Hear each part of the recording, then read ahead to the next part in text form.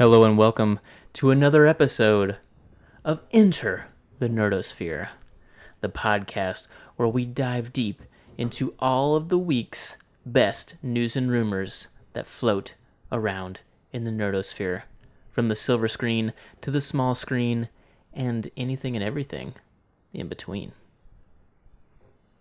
I'm one of your hosts, Clayton Presson. I'm joined as always and forever by my brother, Corbin. Hello. How are you today, Corbin? I am doing well. For those of you tuning in this week who also watched us last week, unfortunately we don't have a cheese platter this week. We don't. And I did not record a blueberry vlog as promised. No, you did not. I figured I'd own up to that shit right now. I'm owning it. Remember, I even texted you yesterday. There were 2 or 3 podcasts ago I was talking about how while I was giving a story, I said, you know me, you know I tell the truth, and that's something stupid like that. So I am owning it. I am sorry. I have failed you. I have failed this cast. But I promise, I'm a man of my word, and I promise next Monday you will have a blueberry vlog brought to you by me. In truth, it came down to... Can you tease what kind of item? Or have you decided? Haven't quite decided. I'll most definitely do a blueberry beer. Okay. But which food we use, I'm not quite sure. I thought it'd be fun to do the blueberry cheese, the blueberry wine. Cheese and wine, blueberry style. We've already kind of done the cheese, though, so you should wait. Maybe. Do something new for the first one. In truth, I kind of wanted to use that for the vlogs as a tripod and stuff, and that's also why I was like, nah, yeah, I won't record it yet. Take it. I was actually thinking maybe we should use that to vlog with. Most definitely, the quality will be much better. Just holding that thing's going to be so annoying. Meh. Then you can hold it, because I've been the one holding it for the most part. Your vision is better than mine. Oh my god. Your vision's better than mine. Your editing skills are better than mine. Your uploading skills are better than mine. Your thumbnail skills are better than mine. But pay me half. Yeah. You better watch out, or the lads 3 are going to overtake you, because they're going to be putting out more content than you. What are you talking about? The lads 3. Well, as of right now, you're not putting out any content, so I've already taken over you. I put out all of this content. Yeah, but that's not considered. That's not considered you putting it out, because it's us. But I put it out. We both know you don't put out. But I put out the Cut podcast. But it's not yours. It's not your content. It's our content, but I put it out. No, it's under our banner. The Lads 3, that's all them. They're putting it out, and it's their content. It's all them. What's the last podcast you uploaded? I didn't upload any of them. Exactly. So but we uploaded all of them. No, there's no we in the upload. There is a we. We record. There is a we. I upload. No. Yes. We record. So desperate for I upload. For claim to fame that you are taking credit for our podcast. I'm not taking credit for our podcast. I'm taking credit for putting it on the internet. Yeah, because you are better at reading things. I don't have the attention span for it. In the creative mind of the Preston Brothers, I create, you put together. That's how it always has worked. And don't fix what ain't broke. I mean, you're not wrong. I'm just saying. Don't throw it in my face that I'm not the analytical one. I'm the one with the heads in the cloud thinking, let's do this. And then you're like, well, we can't do that, but we can do this. I'm like, no. And you're like, well, I'm like, fine. And then Torres is like, no, we can't do any of that. Because Torres is a bum. He lacks our vision. Just can't. That's why he always comes crawling back. He can't see what I see. He can't see what I see. I see so many things. Can you guys want to help me with a project? No. No, Torres, because last time we helped you with the project, you didn't go with our idea. Remember The do? do must be done. You remember the do? I remember the do. And I'll never forget the do. Because the do must be done. Puerto Rican. And it wasn't done. It didn't get done. It doesn't help that he's Puerto Rican, because I don't speak Spanish. He's Peruvian. No, he's Puerto Rican. He's Peruvian. I think they speak Swahili. No, he's Puerto Rican, and I don't speak Spanish, so Yeah, it puts a strain on the relationship. it's true. But if you want to make me empanadas sometime, that is A-okay. Peruvians eat empanadas? You could drive it over to me in your car, and I'll call it the Torres food truck. This derailed really fast. I really did. How are you doing today? I'm doing just fine. Yeah. Just fine. Cool. Cadis, my 5-year-old, for those of you who don't know, starts kindergarten on Thursday. Ooh. So, Kindergarten. there's that. Cool. Sweet. That's about it. Still on the job hunt for those of you who are keeping track. And this is weak. Is it getting hot in here, or is it just my hoodie? Yeah. No Man's Sky has consumed me. It consumed me for a while, and then I had to take a step back. I had to. So that it could continue to consume you in some capacity. Yeah. Because it was like, everyone that I follow on YouTube was like putting out videos, so I was like, yeah, let's watch videos. And then I was like, oh, Why'd you do yeah, that? let's play for... Who cares? I like watching... But you should watch ours, I want... because ours are good. I like watching people. I guess it's a culture I just never really jumped on board with. But you're putting out video game videos for I put people out to watch. one, and I'm editing the second one right now. But you want people to watch them, but you won't watch them. Just because I'm not on board with the culture doesn't mean I don't want the culture to observe me. Come on now. It's cool seeing other people's planets. Because I was telling... This happened off podcast, but I was watching Mr. Fruit's video, his 5th video, doing it. And there was like giant worms flying through the sky. I haven't seen anything even remotely close to that. So, I mean... I just have a lot of barren planets. I'm just like... Ugh. Well, that's my problem, too. I had one planet that was lush with tall, vibrant green grass with vibrant red trees. It was so pretty. I could have stayed days there. Literal days. Yeah. But I had the itch to go to the next Atlas interface, so I left, and Lord knows I'm never going to find that solar system again. Yeah. So, but that's been my issue. Everything's been either super barren or like they're all basically the same kind of biome. Right. So like they're extreme biomes, so the animals that spawn there are really similar. True. Like I haven't found anything that's like lush or interesting, or like it was all interesting to start with, But wait. We are going to do No Man's Sky review. So let's not get too far into this rabbit hole. fine. The point is, I had to take a step back. Sure. So I played Destiny a little bit this weekend. Ugh. It's like 10 steps back. No, it was fun. Went flawless in trials. Because the lad's dose carried you. I'll have you know, my KD was better than Connor's. At least half the time. He still carried you and you know it. It seems, Or was it Noah that carried you? Noah or is Noah carry whoever plays with him? Noah is very good. Like, very good. Like exceptionally good? Yeah, like, it's ridiculous how good he is. Oh. So, just being... I think I might have mentioned this to you, just briefly talking about it before, but just being on a team with him and Connor, like, I felt like I played better. Just because there were more opportunities for me to shine. Because they're good players. So...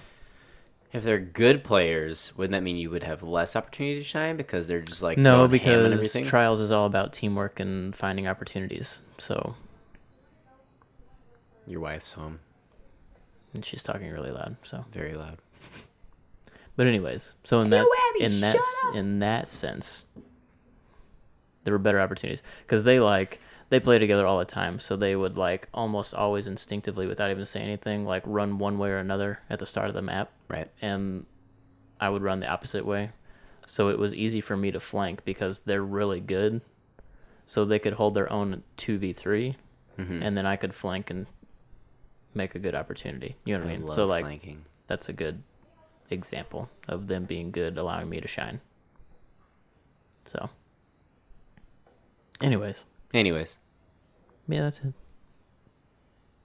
We're gonna have Alfredo here in a second. Homemade Alfredo. No, she doesn't stop talking that loud. 'Cause I'm gonna end her. Oh my. You heard me. But that's not a confession, folks, if she turns up missing. She was sitting here the other night when I was playing with Connor, and she goes, ask Connor if I can borrow his iPad. Oh wait, that's his phone, because he's got that giant 6 Plus now. And he's like super self-conscious about it being so big. Everybody pokes fun at him. So sensitive, the third person brother is.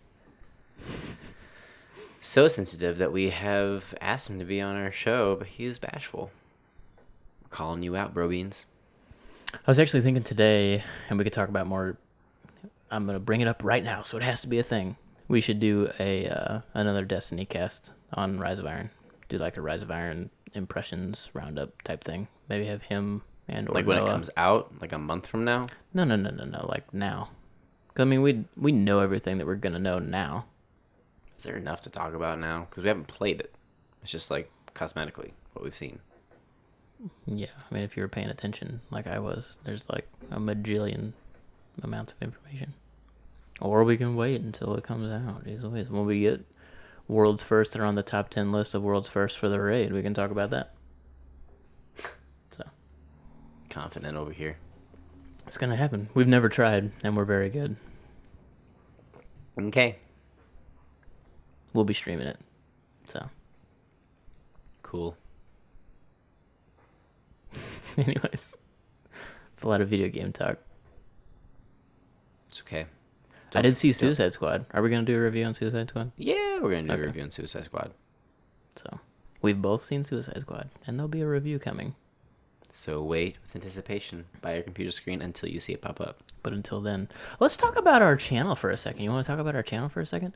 Or how much time? We're 15 minutes in, and I've got... But by all means, Clayton, talk about our channel. No, it's fine. No, what do you want to say? You got something on your chest? I'm Say just it now. really- You're I'm not just- going to have another opportunity to say it because our Pokemon podcast has no chit-chat in it because you want to straight into the business. Nerdosphere Reviews also goes straight into the business. There's no chit-chat. This is the Nerdosphere chit-chat. Reviews probably has a little bit of space for chit chat, but Pokemon, the Pokestop podcast, we're sitting at 45 minutes strong, both episodes so far, with no chit chat. Because Chris can fill a spot, man. He's a good podcast guest Yes, / he co-host. is. Partner. Partner. We should be careful with our phrasing in case we ever hit a certain amount of subscribers. Like, well, you're We'll, good. we'll cross that bridge when we get to it because you're good, but I don't know because if we're you're... actively going to be using the Lads 3 also. They're becoming a part of the Nerdosphere family. So we'll have to figure all that out someday. But that day is a long way away, I think. But I was just going to talk about how Sign prenups. we have super nice thumbnails now. True. I'm really proud of them. So I just want to bring it up. That's what you wanted to talk about? Yeah. You Just, like it? our channel looks better. Go check us out at YouTube. Search Enter the Nerdosphere on YouTube. We've got all of our podcasts. Including some Remnant CP. Not the entire backlog, but there are CP, the second degree episodes on there. Yeah, so if you want to go way far back, you can. But we're actively expanding. I think we're same as when we started the podcast. We're getting our feet wet with expanding into like gaming and some other stuff. And once we get comfortable with it, stuff will start coming out a lot quicker. Because we keep kind of teasing our gaming stuff, but we haven't done a whole lot yet. Well, plus, like, the Share Factory editing, although you can do a lot, I find it to be a little time-consuming. Because, like, I'll play, like, for an hour and a half, and then I want to make, like, a 30-minute video out of it. And it's, like, you have to, like, watch it and see, like, where you want to make the cuts, and it takes forever. I mean, that's the same as if you took that hour and a half clip and put it into Premiere Pro, you'd still have to... I know, it just takes forever. Yeah. It's editing. I And know, that's part of why I say once we get comfortable with it, we'll get quicker and more stuff will come out. So yeah. but go check us out. Check out those pretty thumbnails. I'm like super proud of them. Yeah, they're pretty. And I quote, "This is beautiful," with a screenshot of the Pokestop. Pretty sure I said gorgeous, so you don't even know how to quote correctly. So this is gorgeous. So, pretty proud of it. Oh yeah. Anyways, let's crack open the interwebs. Grab all the grains of salt and get knee-deep into news and rumors.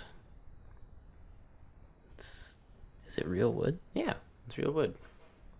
I've now taken my brother's phone, so we can't even start news and rumors yet. Because he's got this new phone case. He had a Pokedex phone case, but now he's got a new phone case, and it's wood. Real wood. Show it off to the camera. And it's... Yeah. Nerdy and manly. It's like red stained on top, and then it's carved in the middle like a Pokeball. Like the activator button and the line. And then at the bottom it's just wood, but man, that's nice. They have one where the bottom part wasn't just wood, it was stained white. Mm-hmm. But because it's all hand done, and the way that I saw a lot of imperfections, so I just stuck with the flat wood. Yeah. Because this is just stained. But when you got into the painting, I could just see. You could see the grains of wood, or the grains probably. And I couldn't unsee it. For the same reason, when I buy a new Blu-ray, I scour the entire stack. Because even if there's that one little corner that just has a little bit of frayed cardboard, I can't do it. I gotta find one. I mean, I'm the same way. I giggle, but I do the same thing. My wife is starting to do the same thing. She was like, I searched and I found the best one. I was like, yeah, I love it. It's like the same deal like when we went to go get that special edition of Star Wars Force Awakens from Target so that we could get the extra bonus features. It was in like this flimsy cardboard only case. So I didn't buy it. I'm not going to buy that. Nope. I'm not going to buy that. Even and then I immediately saw an advertisement for it later that day, and I was not the only one. Or we weren't the only ones. Yeah. There were several comments that said I would have bought this if it was in this stupid case. Yeah, because it's a part of your collection. Like, it needs to look cool. Yeah. It's like a thin... Kind of like when you get like those old the old off-brand computer games. Yeah. It was like a pseudo folder. Mm-hmm. It's dumb. No bonus content is worth that case. Nope. And the extra money. It was more money. Yeah. For the crappier case. No thank you. Exactly. So, are you cracking open the interwebs? Am I grabbing all the grains of salt? They've been cracked. We're just waiting for you to grab the grains of salt. You're waiting on me. You're waiting on me after all of this. Yes. Okay, sorry. Anyways. First off, while the summer TCA press tour, Will Beall chatted quickly on Aquaman about the Aquaman film.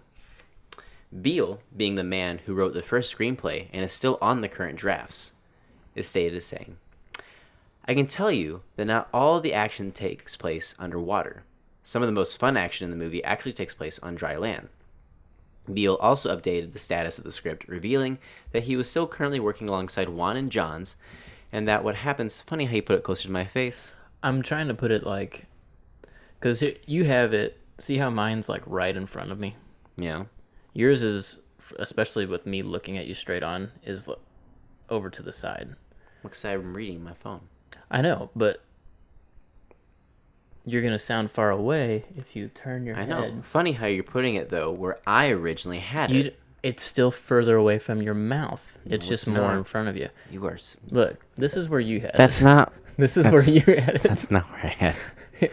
If it wasn't for the pop filter, it would be living in your mouth. It's not true. But man, would it be the best 45 minutes of that Mike's life. Because I am good. Anyways, please continue. So there's going to be some good action on land. Beall also updated the status of the script, revealing that he was still currently working alongside Juan and Johns, and that what happens to the King of Atlantis in Justice League doesn't necessarily affect their current work on the script for the standalone feature. Of course it doesn't. His quoting is saying, Nope, I'm still working on the script with James Wan and Jeff Johns. No, they know what's happening. Everybody knows what's happening in Justice League, so it's not that. It's working out what's going to make the best Aquaman movie. Aquaman is presumed to shoot fairly soon after Justice League wraps production, as this currently has a release date of July 27th, 2018. It's a long way away. Right? Yeah. Next. Screen Crush interviewed Jeremy Slater about his reinvigorated vision for the Fantastic Four franchise and the script that he wrote before Simon Kinberg and Josh Trank soiled upon it. Oh. So this is what it was supposed to be before Josh Trank and Simon Kinberg from the X-Men movies got a hold of what he did. Right. His version of Fantastic Four further delved into the inner workings of the Baxter Foundation and the relationship between Reed and Victor. Slater says that the team would have encountered a nihilist, described as a pissed-off cybernetic T-Rex, in the negative zone and got hit by radiation, giving them their powers. Victor, meanwhile, would have still been left behind, but he was going to kill a nihilist and use the cosmic control rod to create a sort of living body armor. He's also quoted as saying, "In addition to Annihilus and the negative zone, we had Doctor Doom declaring war against the civilized world, the Mole Man unleashing a 60-foot genetically engineered monster in downtown Manhattan, a commando raid on the Baxter Foundation, a Saving Private Ryan-style finale pitting our heroes against an army of Doombots in a war-torn Latveria, and a post-credit teaser featuring Galactus and Silver Surfer destroying an entire planet. We had monsters and aliens and fantastic cars and a cute spherical Herbie robot that was basically BB-8 2 years before BB-8 ever existed. And if you think all that sounds great, well, yeah, we did too. The problem was, it would have been massively, massively expensive." I'm going to be honest, none of that really tickled my fancy. I mean, Annihilus is kind of cool. Yeah, but I'm still like... And Doom having kind of like an actual army for the Fantastic Four to fight like would have been a little bit cooler than it would have been cooler than what they made. Did you ever see that one? No. It's so bad. No. And I never will. Not even a little? No. Oh, man. No. I mean, this would have been better. It would have been better, but it's still not tickling my fancy. I mean, the original Fantastic Four movies are better. Yeah. Like leagues better. And they're not very good. They don't stand the test of time. They are movies of the era, the decade they were made in. It baffles me that people still hold the X-Men movies in like this high regard because they also do not stand the test of time. Nope. They are products of the 90s or early 2000s, whatever it was. Yeah, it was late 90s, early 2000s for X-Men 1 and 2. That doesn't even... Those two things are the same. It's kind of true. The early 2000s and the late 90s especially were like... Yeah. But you had Slime Time 2000 or whatever.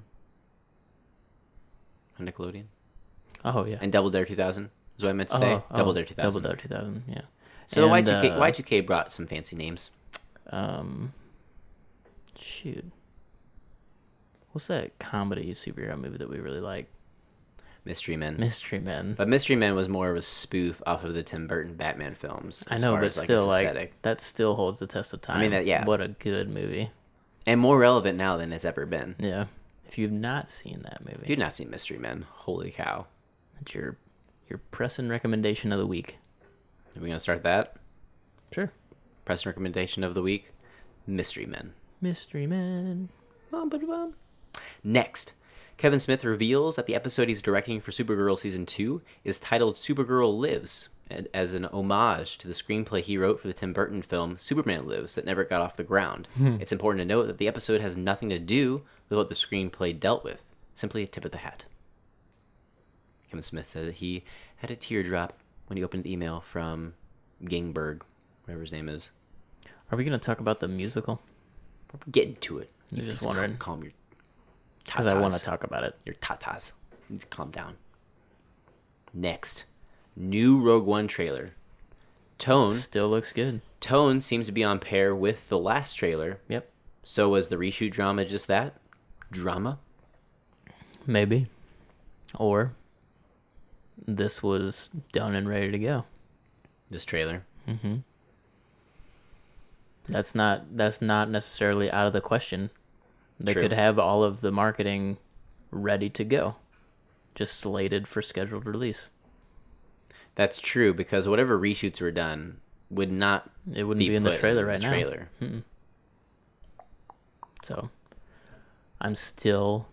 It put me back in the mood. Like I had kind of been turned off from it, to be honest, because Right. of all the news that came out. Right. But that put me back in the mood. So we'll see if I become disappointed when we see it, or well, there's no way to know now until the movie comes out. So, Right. but I'm back to being happy about the movie. The 'Cause music it was is a really good awesome. trailer. I love the music. The music's awesome. I cannot wait for that soundtrack. Can't wait. This next bit comes from comicmovie.com.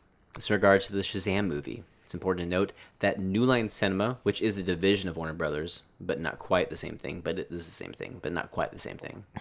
New Line Cinema. Kind of like how all of the food brands are owned by like 4 companies. Right. So New Line Cinema and Dwayne "The Rock" Johnson's personal production studio are both producing and distributing the Shazam movie. So here is some information on the Shazam movie. Okay. During an interview with Newsweek, Danny Garcia, Dwayne "The Rock" Johnson's manager and co-producer, revealed that Shazam and Black Adam will be sharing the skies with the Man of Steel, quoted as saying, "Shazam is to live in the same world as the other films, but we have incredible autonomy over this brand and franchise," said Garcia. "We are working with a different team, different producers, directors. It's a different setup. I'm going to continue with this, but just keep in the back of your head one of the things I want to address. The fact that they even need to address that Shazam is in the shared DCEU and how strange that is." Anyways, Garcia went on to address the backlash from BVS and Suicide Squad and how it could affect Shazam.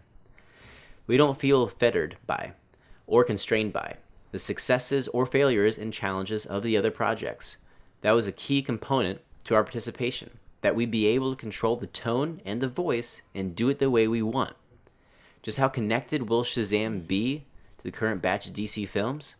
According to Garcia, the film will be part of the DC universe, but it will always maintain its own separate tone. It needs to be a part of the world," says Garcia. "You've got Justice League, Wonder Woman with a different director. So you're going to see different points of view. I think by the time we land with Shazam, we'll fit nicely within the world that's been created, but not such a shorthand relationship. It'll be enough that people say, oh, this is within the family, but the culture will be a little different." We asked about the film's current status. Garcia revealed that they're carefully working on the script and getting it right. "We're getting the script drafts in. It's important to make sure we get the tone right for Black Adam, which is Dwayne's part. We don't mind taking our time. We're being very careful with each act and scene to go back and layer in as much as possible." Okay. I keep forgetting that Dwayne "The Rock" Johnson is playing the villain of the movie because it's called Shazam, and they don't even have a cat. They don't have the lead cast. No. Shazam, he's probably one of my favorite DC heroes. Really? I just really like him for some reason. I just really like him. Oh, So I don't think I knew that. I would like this movie to be good. I also feel like that's just like a bunch of hogwash. Like, who cares? Like, shouldn't we already know that that's the like? You're telling me that this movie lives within the under the umbrella and in the universe, but it's gonna have its own tone. Like, okay, that should be that should be the case for all of their movies. But it almost sounds like, I don't know. One of the things that I kind of chuckle at as I read, you have these different directors like Wonder Woman and blah blah blah, and they're gonna have their own point of view and their own different tone. Those are the movies before the shakedown. I think from Justice League out, if what they're restructuring of mimicking Marvel proves to be true, there is going to be a singular tone underlying all the DC movies going forward from Justice League. So if you're under the impression that each franchise are going to be like totally different, maybe it won't fit into the family and it'll be the awkward cousin. Yeah, could be. And there was always like, maybe this just stemmed from, there was always kind of like this question of whether this would actually be, I mean, this was addressed a long time ago that it was, but there was initially a question of, would it be in the MCU, DCEU. In the DCEU. Yeah, So I mean, and maybe Dwayne has said numerous times that he wants to be on screen fighting Henry Cavill's Superman, which he'd totally win because he's magic. Yeah, because if you don't know, Superman's weakness besides kryptonite is magic. And Black Adam, just as a character, is pretty sweet. Anyways. That's, yeah. I want this movie to be good, but I want them all to be good, and so far they're not. Yeah. Next, the Suicide Squad soundtrack debuts at the top of the Billboard 200 charts. Billboard reports that the Suicide Squad soundtrack has shot straight to number 1 on the Billboard 200 chart after moving 182,000 album units last week, 128,000 of which were traditional CD sales. The site goes on to add that the album's streaming equivalent album unit total for the week on the Billboard 200 was nearly 22,000 units, which equates to 32.6 million streams for the album's tracks. That's the largest streaming week for a soundtrack album ever on the chart. I mean, there's some good songs on there. I mean, I have it on my Spotify, and it's good stuff. Is that the new 21 Pilots? Is that who does that new song? Man, that song is awesome. That's awesome. Pain, I think it was called. It was written by Lil Wayne, but it features Imagine Dragons, Logic, Wiz Khalifa. That song is awesome. They also... Even Panic at the Disco has a cover of Bohemian Rhapsody, and it's very good. It is really good. It's very, very good. There's a artist on there called Grace, which I'll pull it up real quick because I have it just on my Spotify. She only has one album to her name whenever I looked her up on my Spotify, and so far the whole album's pretty good. But she in particular just was really, really cool. No, shut up. Stop it, phone. Stop.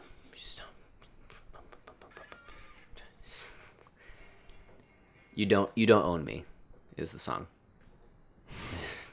It's very good. As you play every song in the playlist. Shush. You didn't hear that. We all heard it. You didn't hear anything. Next. Henry Cavill teases via his Instagram that Superman will be sporting his black duds. You think he's going to have the mullet? And the Justice League film. If he doesn't have the mullet... Send it back. You can't have the black suit and not the mullet. You can't. You're right. You can't do it. He needs the mullet. Maybe he'll just have long hair. No, it just needs to be a mullet. A nice, curvy, wavy mullet. That was the 90s Superman. Just do it. We have like 3 action figures of him with a mullet. We did. But in particular, the Black Superman. Even in the animated cartoon show, Superman, he had long hair when he went into the black suit. Yep. You gotta do it. You have to. It's just it. You can't have one. You can't have one without the other. You can't. Henry. You can't have the devil without acknowledging that God exists, and vice versa. And you cannot have Superman in a black suit without the mullet, and vice versa. Henry. Start growing your hair, Henry. No, they might. To get the perfect look, it probably needs to be a wig, in truth, because it needs to be like on fleek. Yeah, it does. It needs to. I need to see him on screen. It'll actually be probably extensions, because he's got the perfect head of hair for it if he would actually grow it out. But in order for it to stay looking good like the whole time, they just need to put like extensions right in the back of his head that match the top of his head, and he'll have a nice wavy mullet head of hair. That'd be awesome. And it needs to happen. Jeff Johns will make it so. I have to believe that. We'll see. Jeff Johns was looking at the script and the concept art, and he was like, the first thing I'm going to change as creative director of DC films, Superman needs a mullet. A beautiful, curvy, wavy mullet. # Johns mullet it. Next. Supergirl and Flash are to have a musical crossover episode on the back half of each of their respective seasons. Both actors getting their claim to fame on Glee and have pipes to show for it. And the rumor is that Joss Whedon may direct said episodes. Dr. Horrible sing-along blog starring the Scarlet Speedster and Krypton's last son's cousin? Maybe. This is ridiculous. I don't think it's that ridiculous. It is ridiculous. It would be because fun. It's fine in Buffy, it's fine in Angel, because those shows are campy and they are, for the most part, aware of themselves. These are supposed to be more serious dramas with overarching stories that take place over several episodes. There is not a place, in my opinion, for a story-driven drama to have a musical episode. But they have so many actors. I don't care. I don't care. Because this, in my opinion, takes away from its legitimacy as a... Even if it's just like a standalone little bloop. No. Then it should be a standalone special. It shouldn't be a part of the season. Well, I mean, it's technically going to be a special. It's just going to be No, I in guarantee the run. you the story will still pertain. I don't know. It will. I think it's just for fun, and I am okay with it. I don't care if it's for fun. Civil War meme pops up. And I'm so turned off of Joss Whedon. So that even rubs me even more the wrong way. I'm just done with that man. Your child is very loud. So is Joss Whedon. That's true. Next, minor game characters from Assassin's Creed games will be featured in the feature-length film. What? But still no word on if the film is canon. And I'm going to name some names that you might recognize. Okay. Alan Rickman, a character that originated in the first Assassin's Creed game back in 2007. And Baptiste, a character that was made his debut in 2012's Assassin's Creed 3 Liberation. Jeremy Irons will be playing Alan Rickman. And then Michael K. Williams will be portraying Baptiste. No, I didn't play. So who is Alan? I don't know. It's from the first game. To be honest, I don't remember a whole lot from the first game because they did such a great job of like propelling that game series forward from the first one. Like the second one is leagues better. And Right. Ezio as a character was so much better that I really, besides Altair, the main character, I don't really remember. And Desmond, the guy who goes into the Animus to relive as Altair. Oh, maybe he's the head of Abstergo. If Maybe. Jeremy Irons is playing him, I bet that may be who it is. So if you're a fan of Assassin's Creed and you know, comment please. below and let us know. But that's going to be my guess without Googling it real quick. But Gotcha. And I'm not going to Google it real quick. So then that begs the question of, by bringing these characters into this time period, does that mean this film then is not canon and it literally is just an interpretation? Because Baptiste in particular, I think it was a different time period. So if he's going to be a character in this movie... But we don't know yet if Michael Fassbender's character may jump around a couple times. That's true. We don't know that they're going to settle completely on... Because Desmond, for example, lived through not only many generations of Ezio, but many generations of Altair's ancestors and Ezio's ancestors. So we don't even really know if Lynch going to be in that one... Right. That He one may ancestor. he may live in that one dude for the most part, but they may show them jumping around a bit too. I really want this to be canon. I really want it to be canon. Because it looks good. It does look good. And like I said, I posted on my Facebook, the big leap of faith scene from the movie where he jumps off of a clock tower is a 125-foot drop.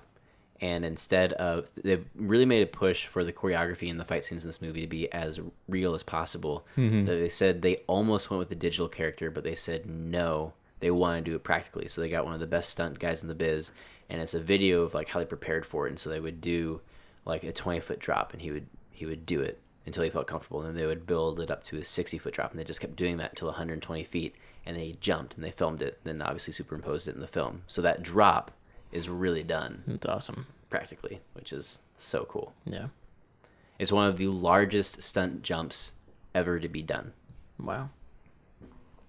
I'm such a huge fan of this IP. I mean, despite what the Ubisoft CEO says as he kind of brushed it under the basically rug. just marketing, but that dude's a dope. I want to believe in Michael Fassbender because he believes in this project, and I want to believe that although arguably Warcraft did break the trend, I want this to break the trend of game to movie curse. Mm-hmm. The fact that I think it can. With someone like Michael Fassbender behind it, yeah, I think it can. And names like Jeremy Irons, who isn't always in home run things, but he is, as an actor, will just captivate you no matter what he is in. Yeah. So, like BVS. We'll see. What's the release date on that? Do you have it? I don't have it up. It's soon, though, isn't it? It is soon. I think it's Christmas. I think it's this year. I think it's the end of this year. It's going to be a sleeper cell, man. It's going to come out of nowhere, I think, and it's going to explode. But I think it's December of this year. If they market it properly. Get that flipping Kanye West song off of the trailer. It does no one any goods.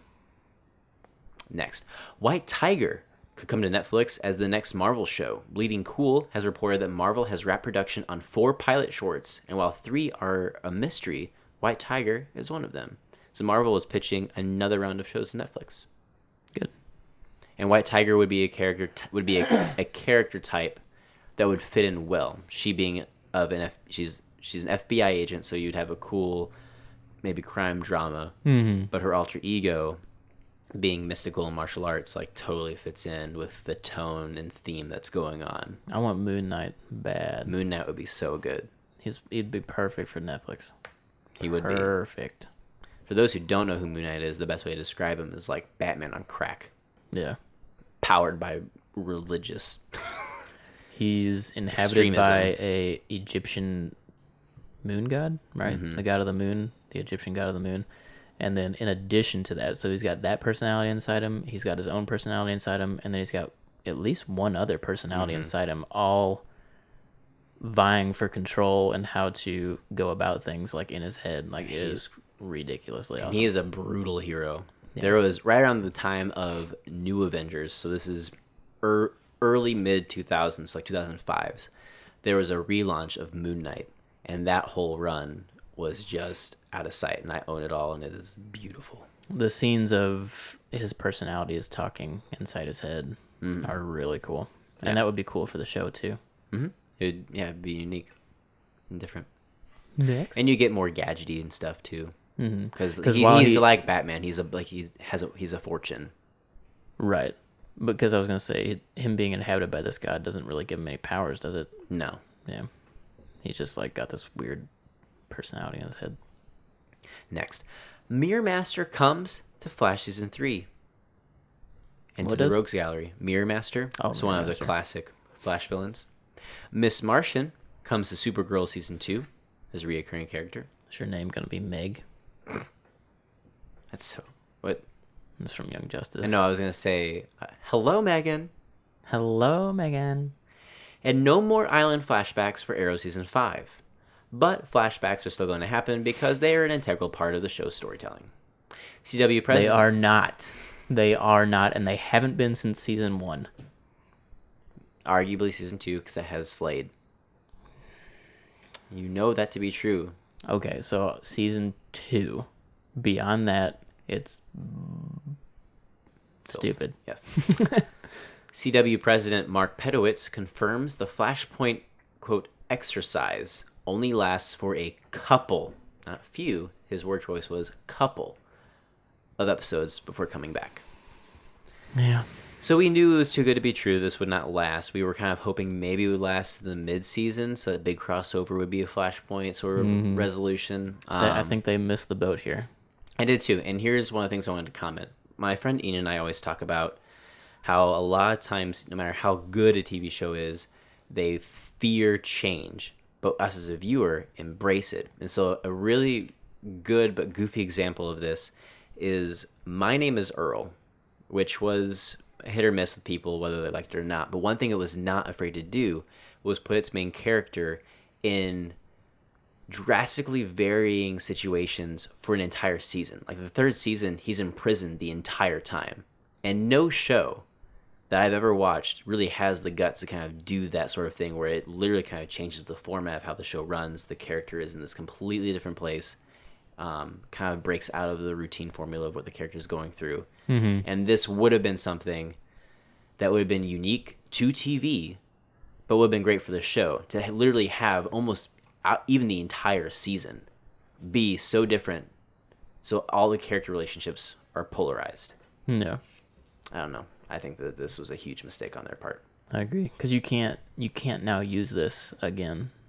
Like, this is it, and they're wasting it. They're wasting it. They know the Arrow's on the down spiral.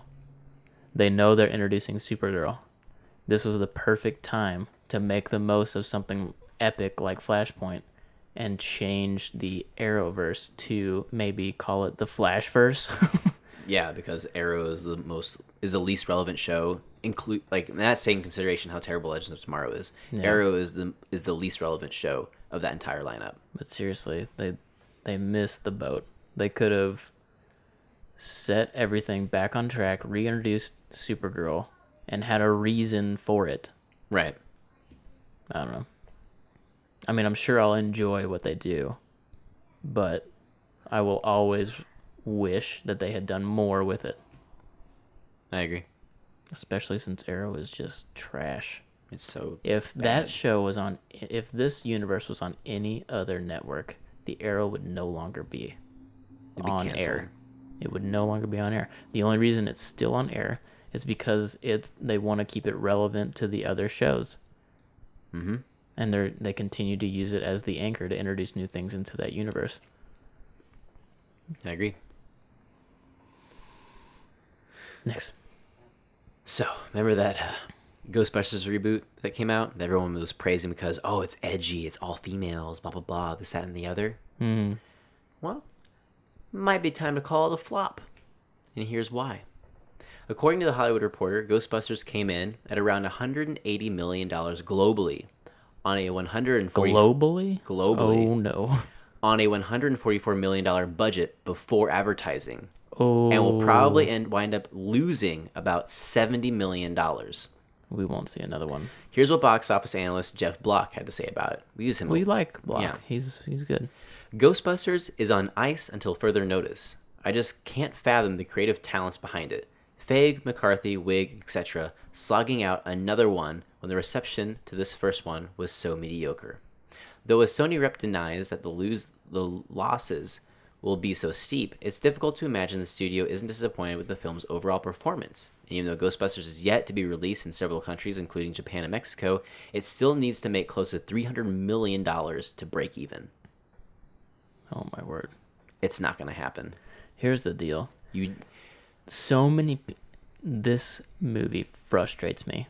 It frustrates me because it doesn't matter. It doesn't matter how good it is. I'm never going to see it. And I'll tell you why. Gimmick. It's a gimmick. That's exactly right. It's not. They should have made it a part of the other Ghostbusters. It should have been a soft reboot, not a full reboot. Right. Because making it a full reboot makes it a gimmick.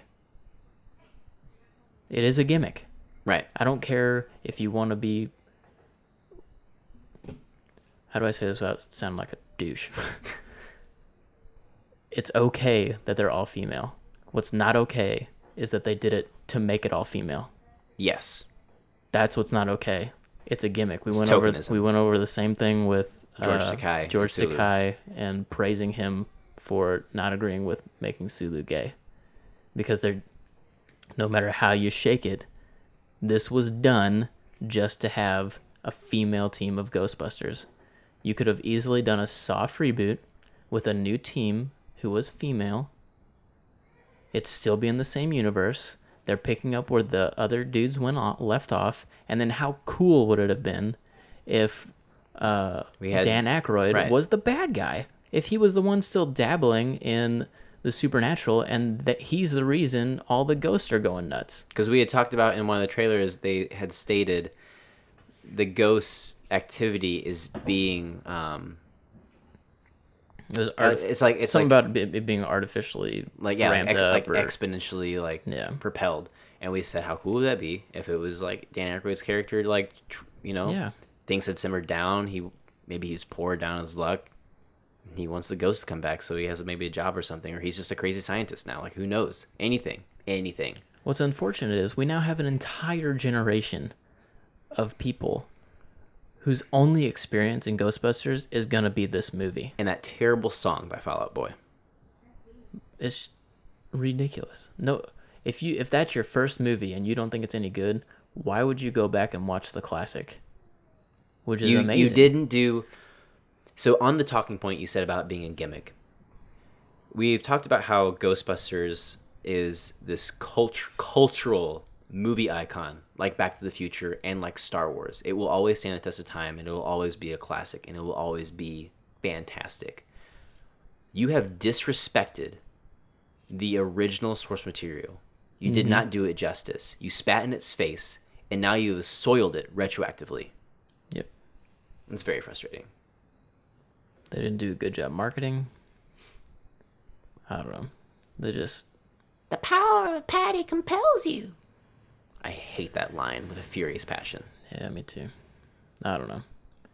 And there's so many people. It's almost the same crowd. Like I'm speaking from my own Facebook feed experience or my own Twitter feed experience. It's the same people who just like flock to the DC movies and they love it no matter how terrible it is.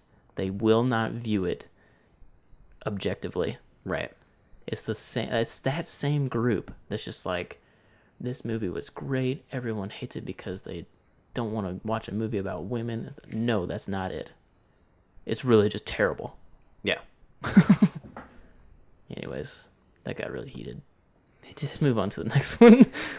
Variety reports that Nicole Perlman and Alex Hirsch, who did the script for Guardians of the Galaxy and a movie called Gravity Falls, have been tasked with writing the script, which is expected to... Gravity Falls, the show? Yes. Okay. Yeah. The Disney XD show, Gravity Falls. Yeah. Okay. Have been tasked with writing the script for the Pokemon live-action movie, which is expected to revolve around an unusually intelligent Pikachu who solves crime with his human pal. It's going to be based off of Detective Pikachu, the game. Okay, that's fine. Which, you know, if you're going to do a live-action Pokemon movie, why can't it just be Pokemon? But it's fine. It could be cute. I imagine it will be. So, if you could take the creative genius, humor-wise, of like the Lego movie, and you apply it to that in some capacity, like if it's smart humor, you know, like it's not just like a dumb kids movie. If it has a good layering of humor to it, I would be okay with it. Yeah, we'll see what happens. Yeah, well, this is James Wan on how Aquaman will talk underwater. Oh, okay. Which is an interesting, you know, something we haven't thought about is there's going to be a great deal of scenes underwater, and it's not going to be in airtight containers. But yes, how would that sound? You have to have something different about it. Here's the thing. I always say, if you have water in your lungs, like these characters do, there is no air bubble. So I don't know. I just... there's more. Hang on. So I don't know. I just think in my movie, I want to kind of create... I love the idea of underwater speaking, but with a real sort of sonic aquatic quality to it. So there's this sort of aquatic, almost sonar/whale thing. Even though it's in human language, there's this slight sort of underlay to it, this ping to it, which I think would be interesting for us to design from a sound design perspective. Yeah, it'll be fun. Also, Zach has some ideas that he'll be doing in Justice League. What? Listen, I'll be honest. In some ways, Justice League will be an experiment for me to see what works and what may not work as well. And then kind of go, okay, here's the great thing. With all these superhero movies you watch, from one movie to another, and they always sort of slightly change things along the way, you kind of have to do that to make what's best for your film. When you were reading that, my mind immediately went to like some sort of whale. Right. Like somehow combine human speech with the way whale sounds underwater, and like that's yeah. Stop,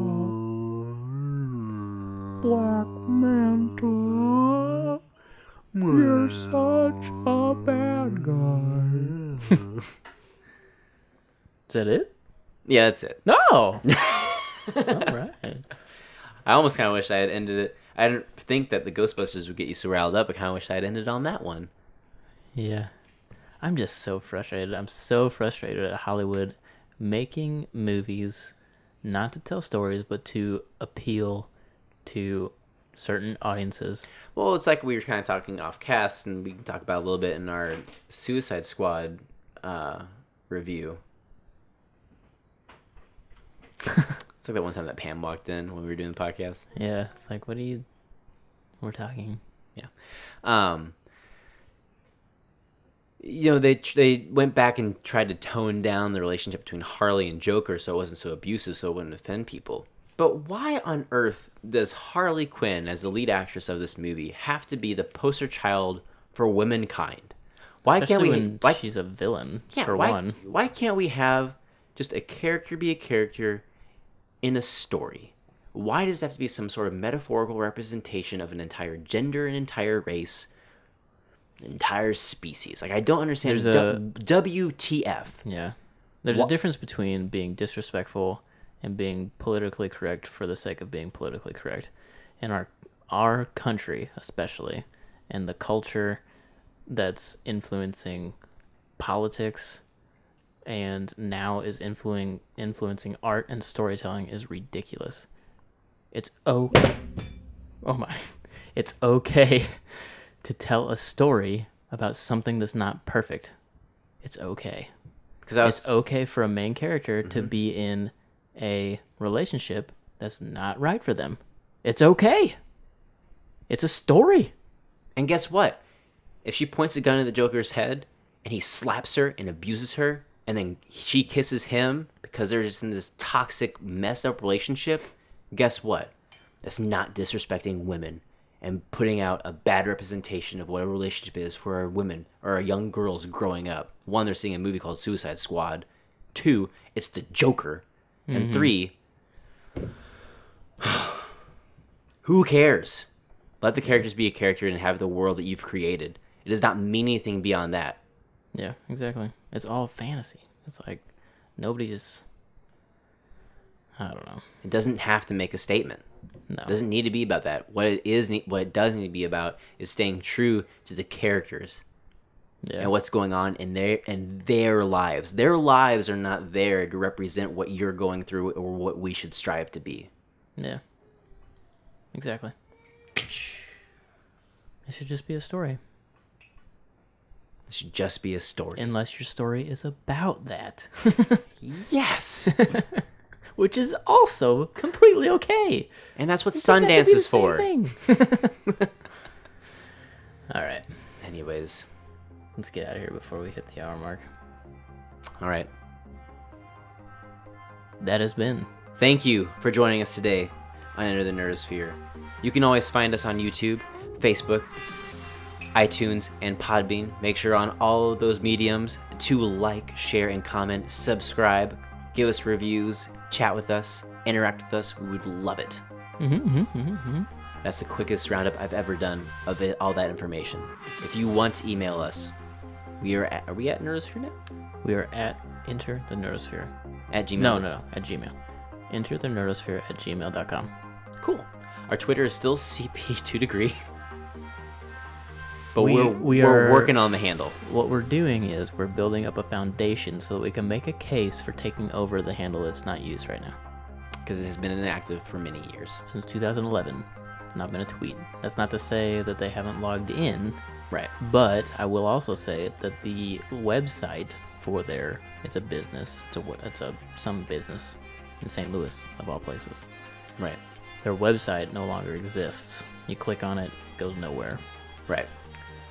So, I can't imagine they've been signing in. Right. So, as always, for everything... No, that's the outro for CP the Second Degree. You had it on your mind. And as always... We'll see you. Wait. And as always, for everything in the Nerdosphere... We'll see you next time. Nailed it.